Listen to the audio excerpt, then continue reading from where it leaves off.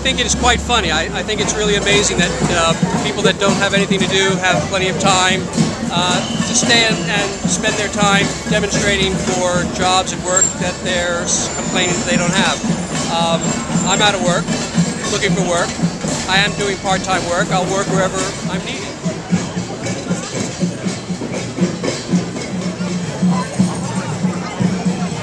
My name is Alan. I'm from Brooklyn. I'm here to support the drum circle and the protesting of Mayor Bloomberg's office, his house, actually. You don't like Mayor Bloomberg?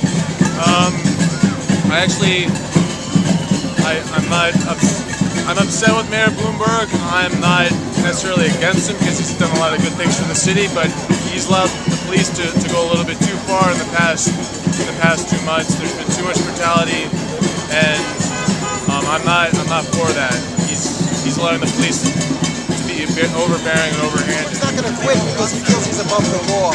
But what they're doing is they're protecting democracy from other people going against the will of the people. The mayor doesn't feel obligated to keep the law because he's rich. I totally support them.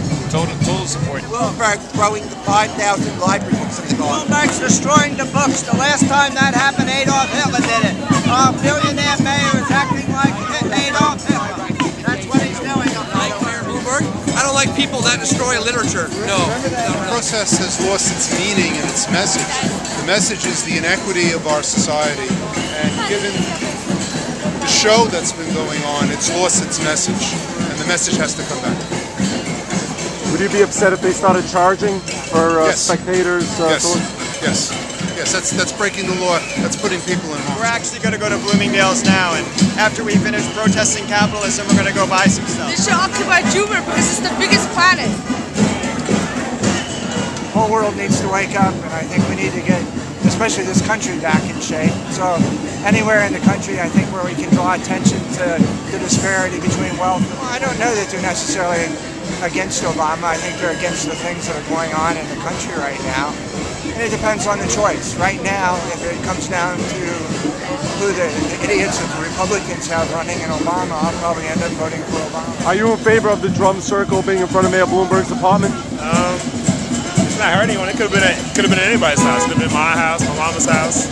It's peaceful. You don't see any people like do anything crazy. They're just people are friendly. And the drum circle. Why not?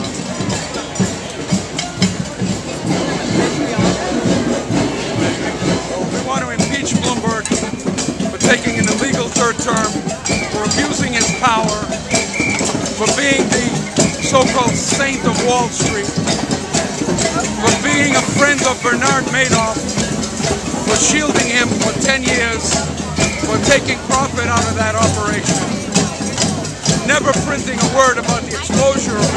Bernard Madoff was exposed by the Greek-American economist Markopoulos 12 years ago to the SEC, financial news media, of which Bloomberg is the king of financial news reporting. Never reported anything until just 2 or 3 years ago. Was this your idea to have Occupy Wall Street come to Occupy Bloomberg? And yes, I came up with the original idea. I work with a group that put on the Veterans Supporting Occupy Wall Street concert with Joan Baez down at Foley Square, and I reached out to that team of people, which includes Norma Siegel, our attorney, and that's how this happened. The reason I did it is for 2 things. I know people are spread out all over the place, and I wanted to give people a way to get together.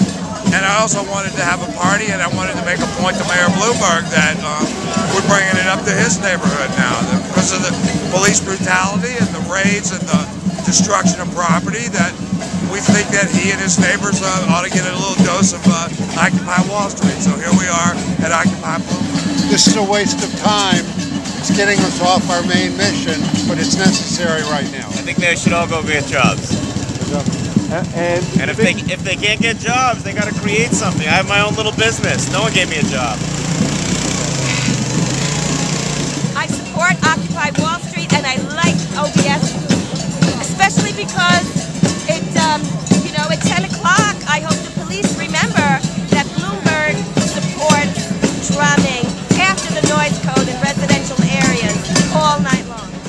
Well, eventually. eventually the system's going to collapse and there will be no money. That's the goal of our leaders now, is to crash the system. The solutions are so evident, so easy. You know, what are the healthcare solutions? system is going to self-destruct within 10 years. Already people are struggling to pay their bills, 50 million uninsured, 45,000 people die a year. It is a collapsing system. But the ruling class has figured this out. Look, I can get a worker for $2 a day in Vietnam. So why the hell would I hire somebody who wants a pension and retirement? It's not going to happen. Healthcare is not going to happen. And we're broke. So they're pulling the plugs. They don't want to pay any taxes for healthcare, for bridges, for schools, because they're not interested in this country anymore as an investment. It's a losing investment. So what are the solutions? Oh, they're very simple. Are you kidding? Instead of bailing out the global banks and McDonald's Corporation and other corporations for $16 trillion, which was our tax money, our debt, that money could have easily been applied to new technologies. We had 12 empty factories. We owned GM, light rail, solar. We could have led the world. You could easily invest in building jobs. Roosevelt created 8 million jobs. People are like, oh, the government can't create jobs. Well, that's not true. I mean, look at the GI Bill.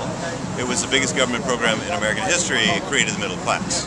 You know, so the fraud is that the free market is going to protect you, but the capitalism's only goal is to maximize profit. And at this point, since they control the levers of power, they're just going to destroy us. They took a lot of the bailout money and invested outside Beijing, property outside Beijing. GM took the bailout, built a factory in Mexico and a factory in China. It's a race to the bottom. Globalization is just really global slavery.